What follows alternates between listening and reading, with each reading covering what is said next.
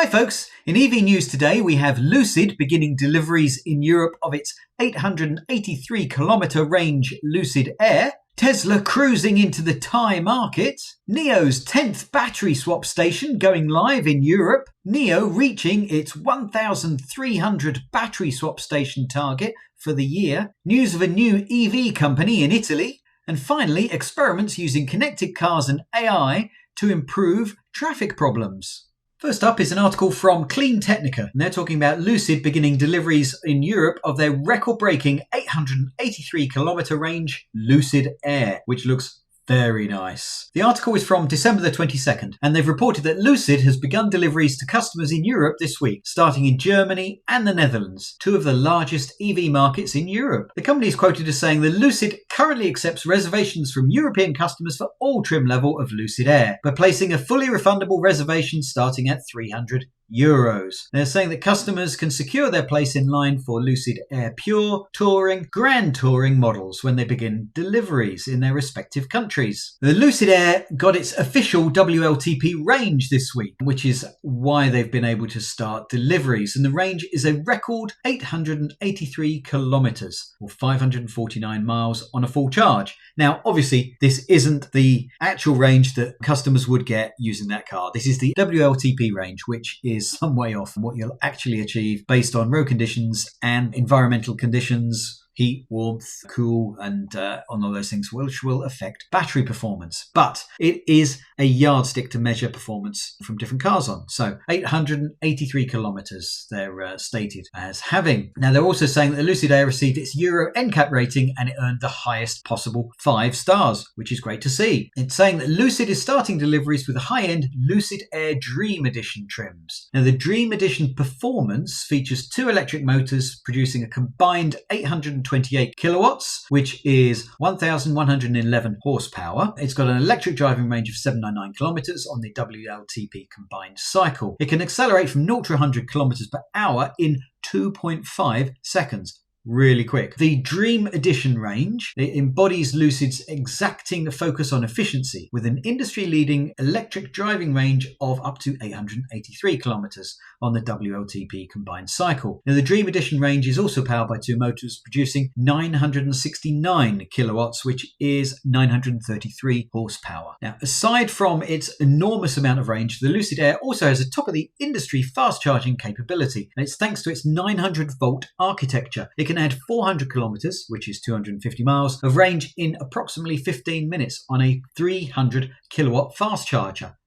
Wow, that is quick. So if you have suitable architecture and suitable conditions of the battery at the time, then you can really put in a lot of range. So you're not going to be able to stop long for your comfort break, which is great because, if you want to, you can be getting on the road with an awful lot of range available just from a very, very quick stop. So it's great to see.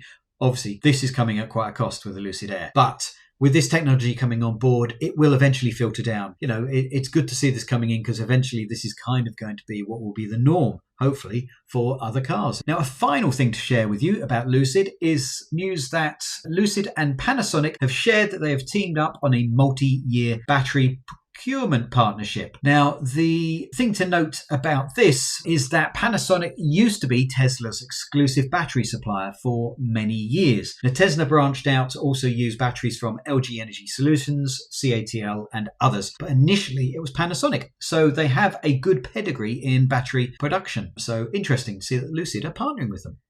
Next up, it's news from Tesla that they're improving access to third-party chargers within their mapping. They're saying that third-party fast chargers that meet our performance and reliability standards will be added to Tesla's navigation automatically as qualified third-party chargers. The intent is to ensure a smooth charging experience for Tesla drivers. Now, for a charging station to be included in Tesla's navigation system, it must meet these conditions over a 60-day period. Now, at least one compatible charging connector, frequently used by Tesla drivers at least once every 4 days, days, an average charge success rate of 90% or higher, and to detect inoperable chargers quickly and provide the best experience for the customers, stations will be removed from Tesla's navigation system if any of the following conditions are met over a 14-day period. No charge sessions detected, and average charge success rate falls below 70%. Well, this is great. One of the issues that I have with driving a Tesla is that it's only superchargers that are being recommended to me. I can't go and select other destinations within the mapping. So this will be extremely useful, being able to go via local chargers, because I don't have too many supercharger locations near me. So it's not particularly useful in truth. So that'll be really great. Looking forward to that coming in. No mention in this article as to when that is going to be coming into place, but this is from the Tesla website. Hopefully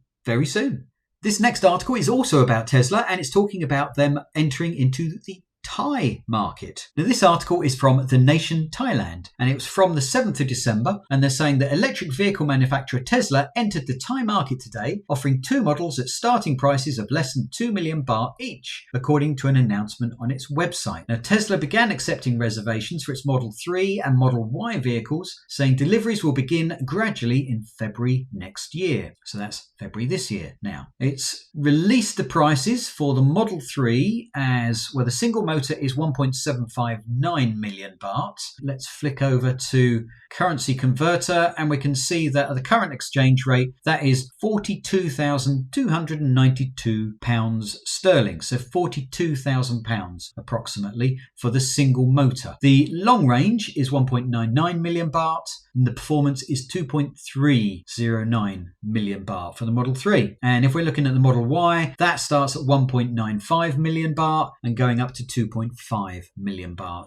for the performance version. Now, Tesla has also announced it will open its flagship store and its first car delivery and service center in the first quarter of next year. It's also going to be opening 10 charging stations in Thailand next year. Well, that is great, because currently the charging network in Thailand is from a few different providers that are offering different levels of service. Now, on some of those locations at the various different fueling stations, there might only be one charger available. Some of them operate under a booking system so that you can book it for an hour slot, which is great to ensure that you're going to be getting a charger at the right time. But obviously, if you're on a charger and somebody else has booked it for that time slot, it can be a bit problematic. I mean, the thing about Tesla and their charging network is it is generally awesome. The uptime and availability of the chargers and the access to them is usually top notch. So that would be great to see that rolling out into Thailand, where it is much needed. I mean, only 10 charging stations initially. I would imagine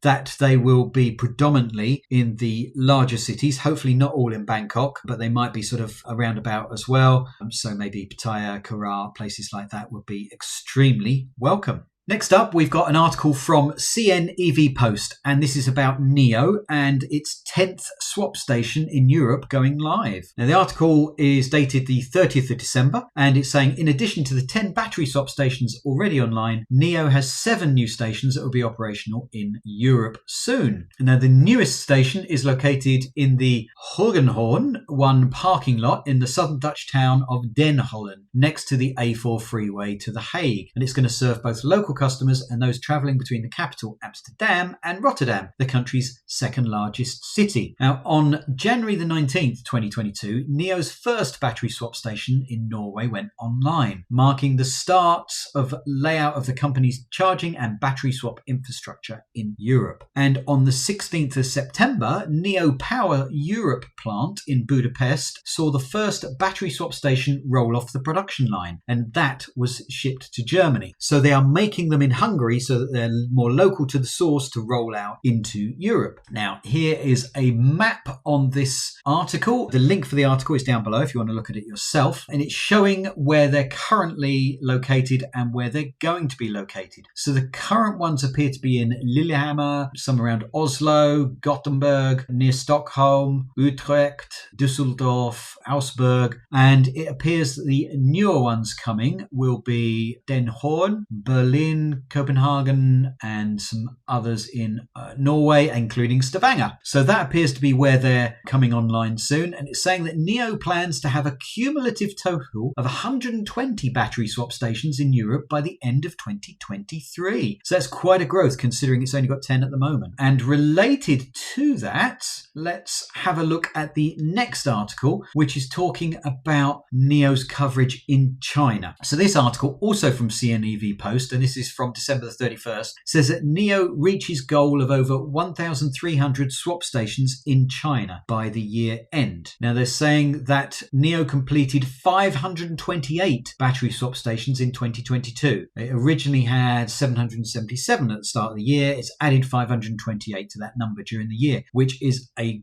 great number. Good progress. And it's saying that NIO currently provides an average of nearly 40,000 battery swap services per day. Wow. That is a huge number. And it's saying the company aims to have more than 1,700 battery swap stations in China by the end of 2023. So that's looking at adding more than 400 stations next year in China. And it's saying that NIO's goal is to have more than 4,000 battery swap stations worldwide by 2025. And that 1,000 of those are going to be located overseas. So you can see the relevance here of why I wanted to go to this article, because it's talking about the fact that there's going to be 1,000 located overseas by 2025, predominantly starting off in Europe. And although there's only 10 at the moment, the growth is going to be extremely big. So they're looking at getting on quite a number in this next year, fueled by the ones that are being created in Hungary. And obviously beyond this year, they're looking to ramp up even faster and get even more on track.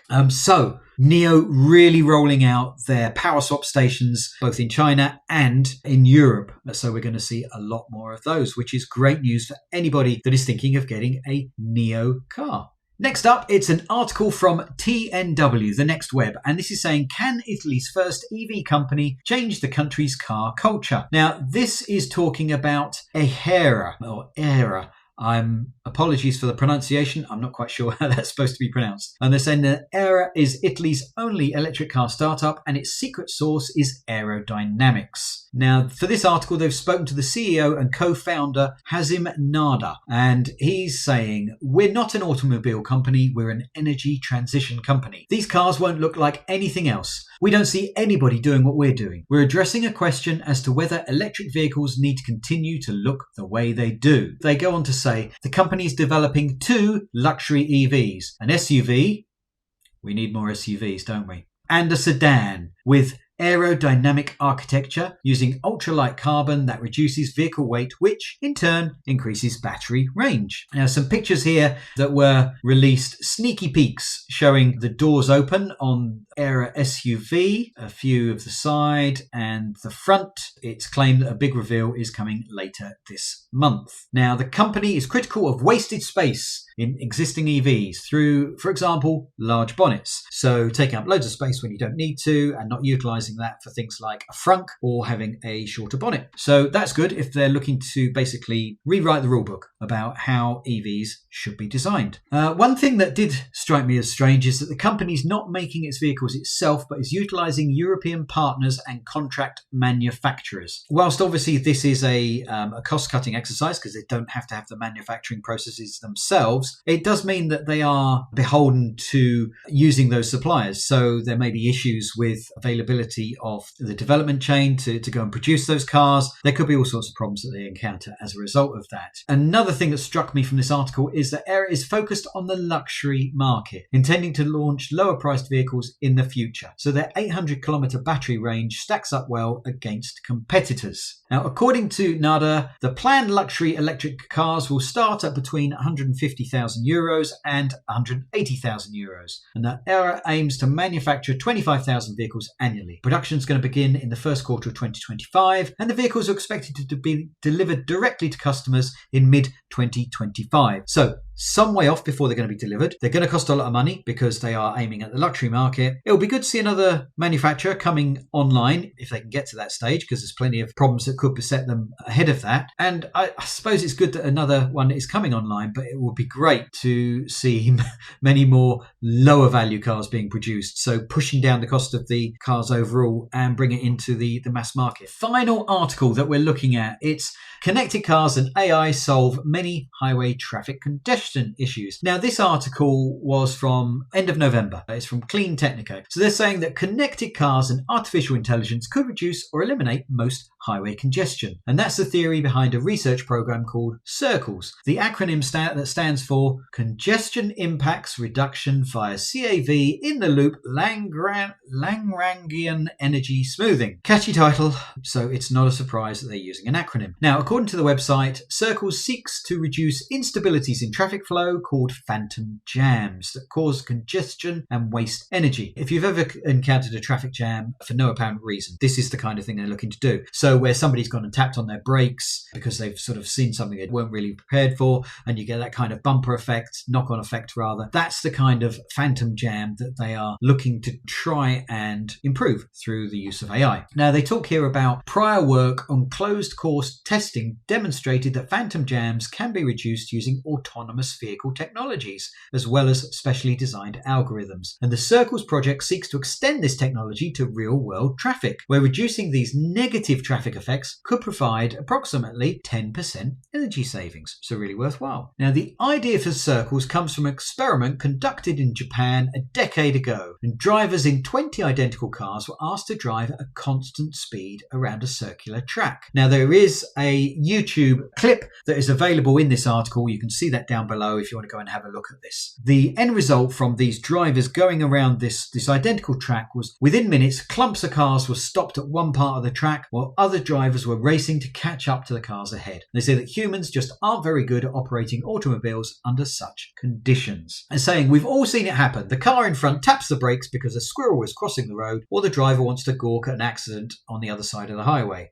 We've all seen that. Now, soon, everybody behind has jammed on their brakes and traffic slows down or comes to a halt. It can take minutes or even hours for the slowdown to clear, which is true. If you're in a big line of traffic for a long jam, all caused by this sort of knock-on effect and people being too close to each other, it can take quite some time for it to clear and get running smooth again. Now, they're saying that researchers recently conducted an experiment on a 15-mile long section of interstate, and it used 100 cars that travelled in loops from about 6 a.m. to 9:45 a.m. each morning, so the rush hour period. Now, working on the premise that if 5% of the cars on the road were acting together, they could lessen the prevalence of phantom traffic jams, the researchers equipped those 100 cars so they could communicate with each other wirelessly and send traffic information back and forth between all the cars. So ones out front that knew of problems were letting others know about it. In the experiment, the adaptive cruise control in each car was modified to react to the overall traffic flow, including what was happening far ahead, using artificial intelligence. Now, they're quoting a professor of civil engineering, environmental engineering at the university, saying that at the cloud level, information about traffic conditions was used to create an overall speed plan. And that plan was broadcast to the cars, which use artificial intelligent algorithms to determine the best course of action to take. They're saying the recent experiment in Tennessee was suggested by research work did at the University of Arizona in 2017. Now, he and his associates recreated the Japanese circular driving experiment with one twist. They added one autonomous car to the mix. So they were doing the same circular driving test with those 20 cars,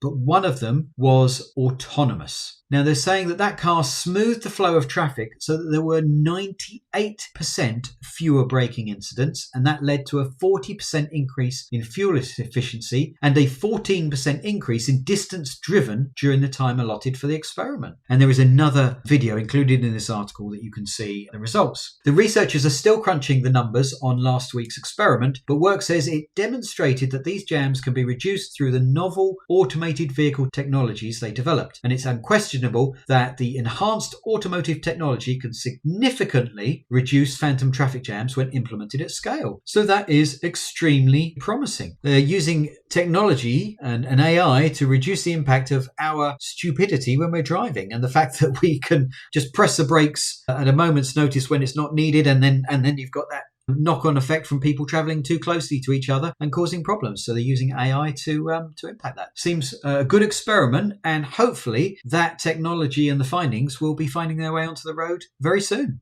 Well, there you go, folks. That's my roundup of some EV news that I found interesting, and I thought you would too. If you did, then please click the like button down below and leave your comments. Let me know what you make of any of these news articles, whether you've got an opinion on anything. That'd be great to hear from you. Coming up, we've got this video that I think you might find useful. Well, thanks for watching, folks. Until next time, bye.